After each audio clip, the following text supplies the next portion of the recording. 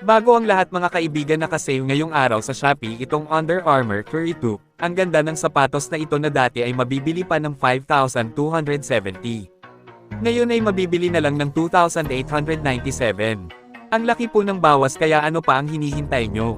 Bumili na agad, pindutin lang ang link na nakapin sa comment section. Maraming salamat po.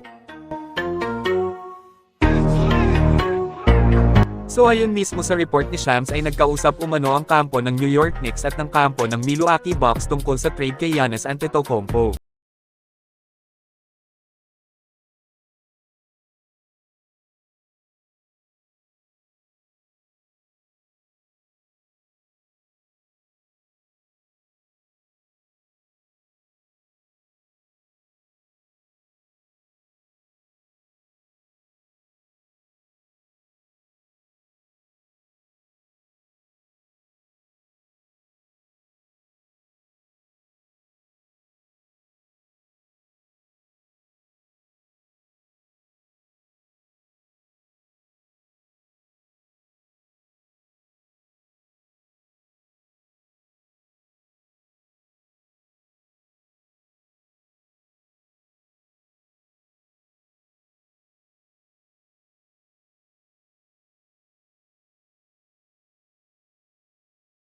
Rin sa threes ay magiging nakakatakot, walang biro ang lakas nila, kaya pwedeng i-consider ng Bucks front office itong trade kay Giannis kapalit si Towns.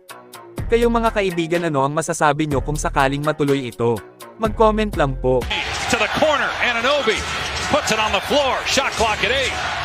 Towns, long three from Towns, home on! Ngayong season marami ang nagsasabing gagawa ng espesyal si Moses Moody o mag-iingay ang pangalan nito sa loob at labas ng liga. Na kung saan sa unang laro pa lang niya sa nagdaang pre-season game ng Warriors kontra Lakers, ay binuhat ni Moody ang team sa panalo. Nakita natin sa kanyang ipinamalas na performance na malaki po talaga ang naging improvement ng galawan nito sa kahit saang anggulo man natin tingnan. Maraming fans ang pumabor na mas mahusay pa nga daw itong si Moses kesa kay Jonathan Kuminga. Ang starting 5 lineup ng Warriors na gustong-gusto ni Steve Kerr na gamitin, ay kabilang sa lineup na iyon si Moody bilang kanilang starting small forward, katabi si Jimmy Butler at Draymond bilang sentro.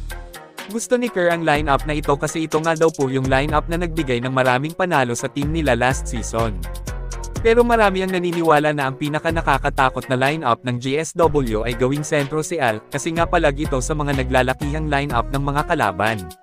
Si Moses Moody ang pinaka-mabisang armas na ilagay sa starting shooting guard nila. Kasi mas pagkakatiwalaan nga ang husay at malaking improvement nito ngayong season.